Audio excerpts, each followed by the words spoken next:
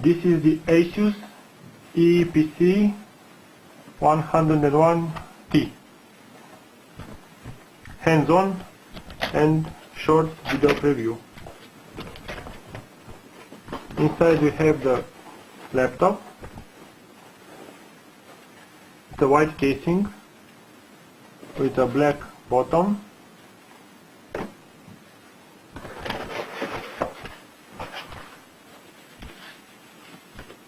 the battery 4900 milliamps, 35 watt-hour, US charger, I don't know, UK I suppose charger, and European charger. Very small block, as you can see. Instruction manual,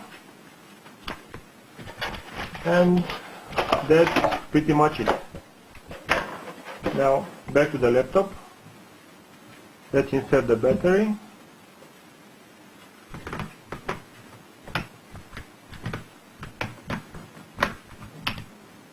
And we lock it in place. Now, from connections point of view, we have an USB port, another two on the back, Ethernet, VGA out, power, Kensington lock, and the typical headphones and microphone jack. This is the ventilation hole for the CPU, and the card reader for MMC, SD, MS Pro cards. In front there are two little speakers, and that's it.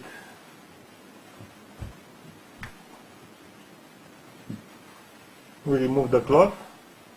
Typical chiclet keyboard, 8-ohm CPU, N450, smaller touchpad. It says Windows 7 starter, but our configuration came up with Windows 7 Home Premium. The screen swivels like this.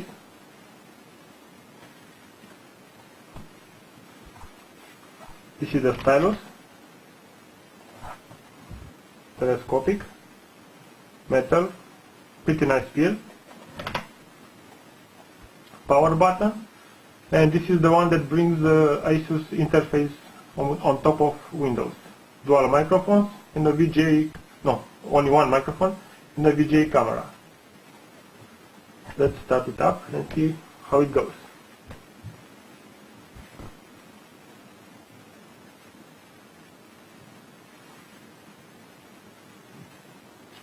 The hard drive is pretty noisy, but you can always replace it with an SSD drive if you like.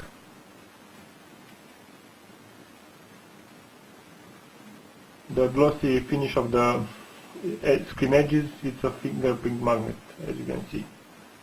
Windows 7 Home Premium, but it's shipping with starter version, which should be faster because no IO effects and no other process to run.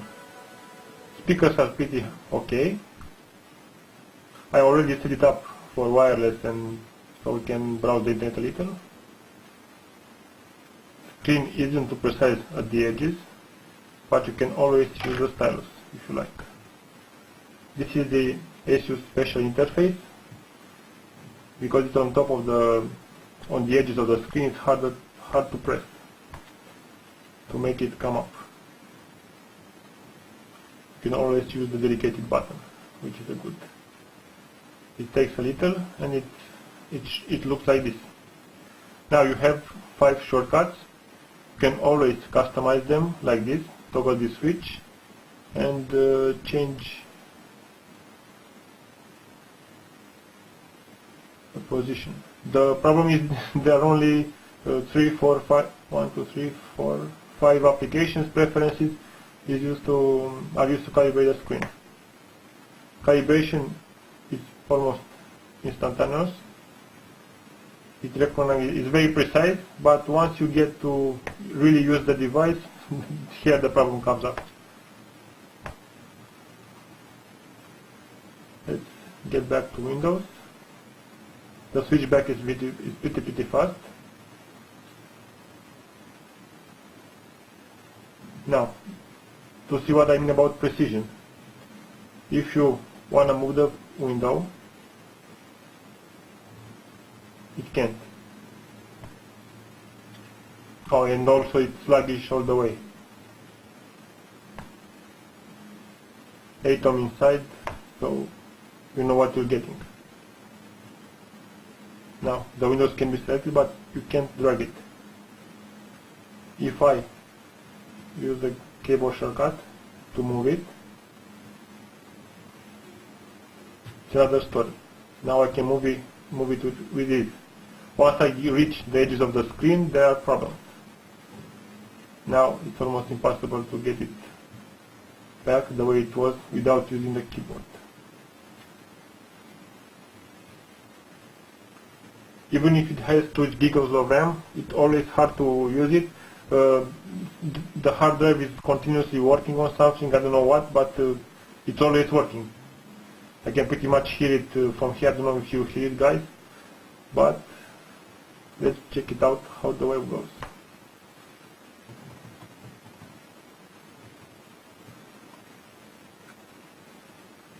This is our website. It loads pretty much fast. The problem is the resolution on the 1024 by 600, which is not enough to see a lot of screen state when you have to scroll a lot. But you can always use the full screen mode. Now things are pretty okay. Let's try and use it in tablet mode. I can find a way to rotate the screen, so no accelerometer.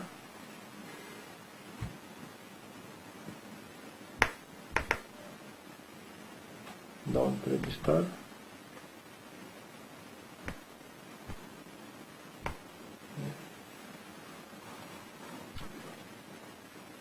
You see, it's not, Windows 7 is not was not designed to be used with touch tablets too much.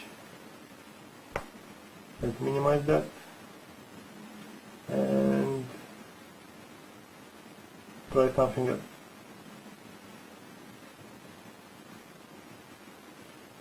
ASUS web page.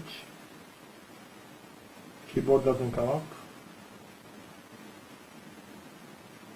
It's here. I know it. I used it before, but it's hard to register.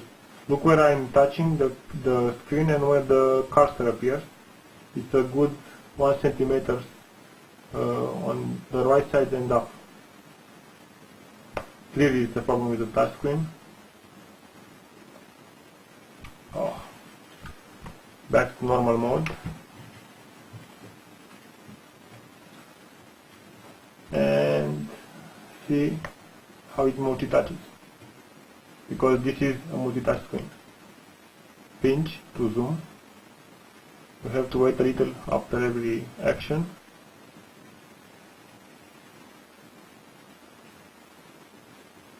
You can get it really, really big. Pages load up pretty slow, but I think it's my internet connection. No, it's fully loaded. And I suppose you can get back.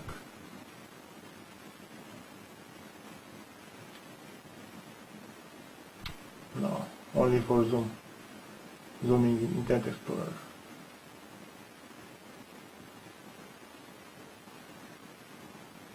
It's pretty sluggish. Let's see how flash playback goes.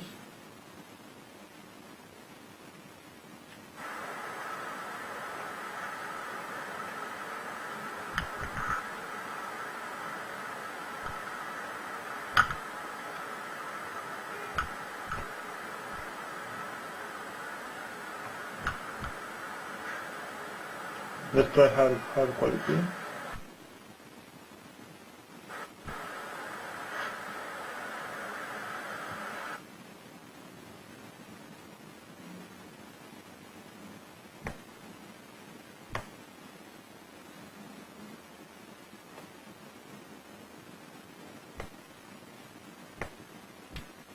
It's impossible to use.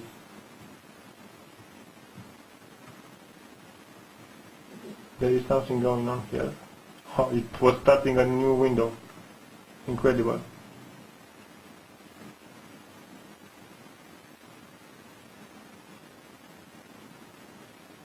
Let's get back.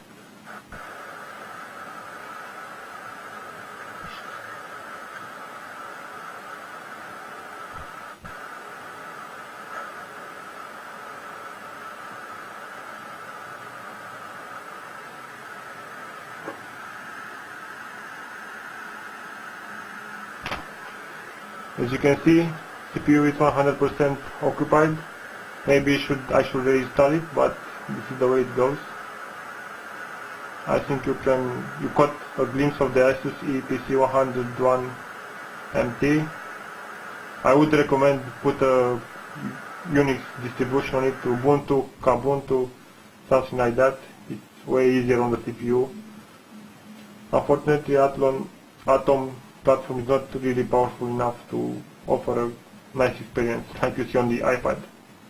That's it. Please visit our site if you have a chance, alltouchtablet.com.